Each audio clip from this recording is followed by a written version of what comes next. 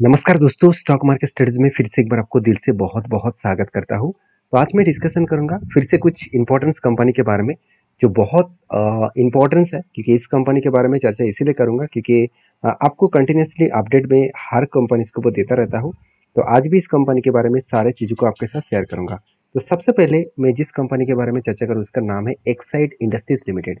तो basically Exide industries limited एक देखा जाए एक ऐसे कंपनी है जिसके ऊपर लगातार एक ग्रोथ होने के बाद एक करेक्शन का मोमेंटम देखने को मिला है, क्योंकि इतना लंबा जर्नी होने के बाद कभी ना कभी तो प्रॉफिट बुकिंग होगा। तो वो किस तरीके से हुआ आप एक बार देख लीजिए। कंपनी के ऊपर एक बिग बाउंस इस जगह से देखने को मिला था जब किया और साथ ही साथ देखा जाए तो होंडा, ये दोनों कंपनी ने क्या बिग डील किया एक साइड के ऊपर, क्योंकि जो लिथियम आयन बैटरीज है उसके ऊपर एक बहुत बड़ा टेंडर दिया और उसके कारण कंपनी के ऊपर एक बिग जाउन देखने को मिला।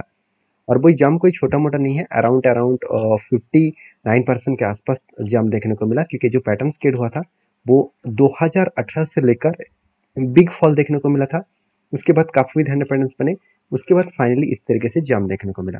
तो मैं पहले भी आपको ये बता चुका हूँ कि बड़ा टारगेट होने के बाद प्रॉफिट बुकिंग तो होगा ही करके। तो मुझे लगता है जिस तरीके से प्रॉफिट बुकिंग हुआ है उस बेसिस में कंपनीज के ऊपर थोड़ा सा करेक्शन और भी होगा, और भी कुछ प्रॉफिट बुकिंग होने वाला है, क्योंकि हायर साइड से देखा जाए तो एक शूटिंग स्टार जैसे कैंडल बने। तो हायर साइड से जब भी कोई शूटिंग स्टार जैसे कैंडल बने उसके बाद नेक्स्ट रेड कैंडल अगर उसके नीचे क्लोजिंग दे तो हायर पॉसिबिलिटी है वो धीरे धीरे करके नीचे सपोर्ट लेवल तक आने का कोशिश करेंगे। तो इस स्ट्रेटजीज इस पैटर्न्स को मैं बहुत बार आपके साथ शेयर किया हूँ, ध्यान से सुनना।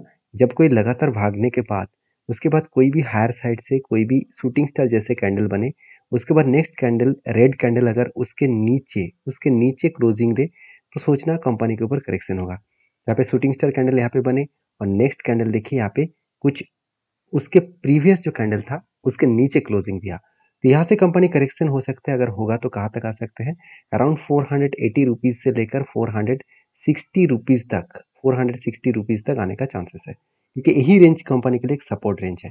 तो एक साइड के ऊपर जो लोग सोच रहे हैं कि अभी क्या इस कंपनी के ऊपर काम आप करेंगे, हाँ बिल्कुल नहीं, अभी तक मेरा कोई स्ट्रैटेजी से बना नहीं।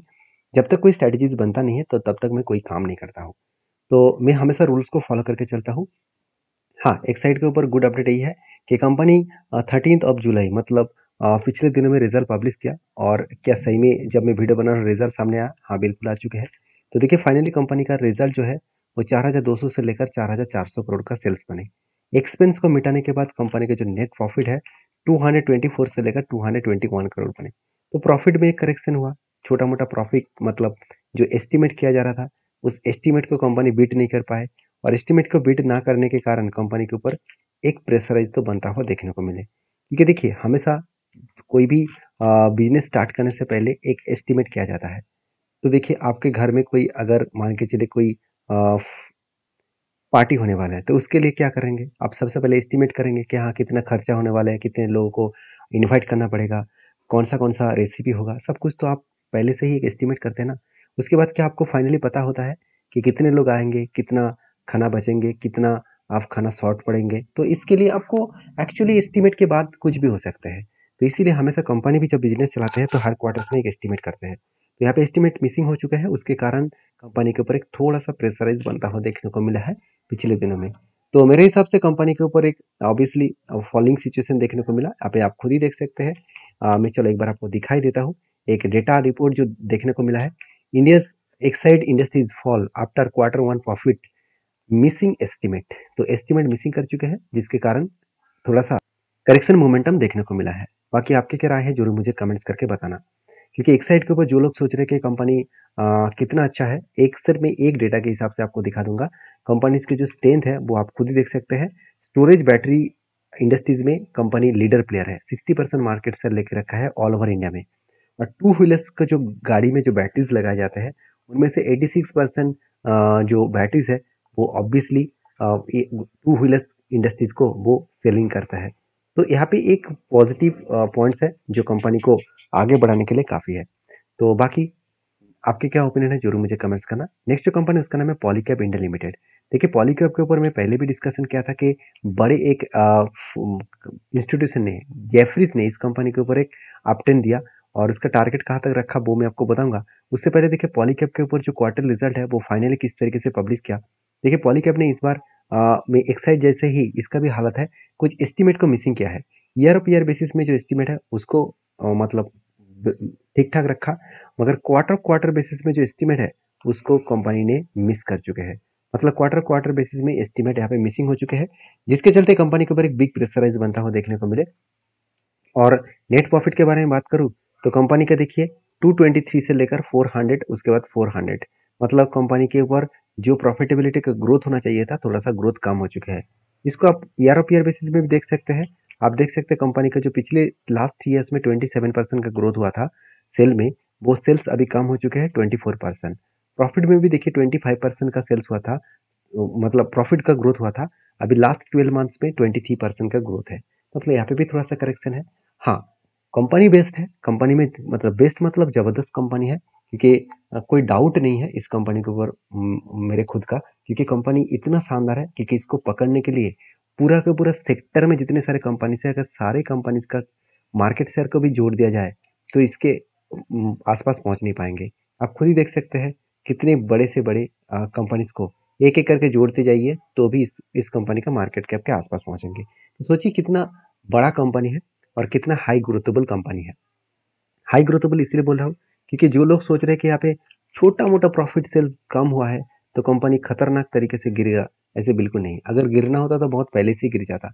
एक नेगेटिव न्यूज के कारण गिरावट तो हुआ था, 1000 करोड़ का कंपनी जीएसटी पेमेंट नहीं किया था, इस तरीके से कुछ आरोप लगा था, और वो आरोप आज तक फुलफिल नहीं हुआ, और वो एक्चुअली एक फेक न्यूज था, एक्चुअली एक रूमर फैलाया गया था, क्योंकि एक पैनिक सिचुएशन ना किया गया तो मार्केट का शेयर में करेक्शन नहीं होगा, गिरावट नहीं होगा।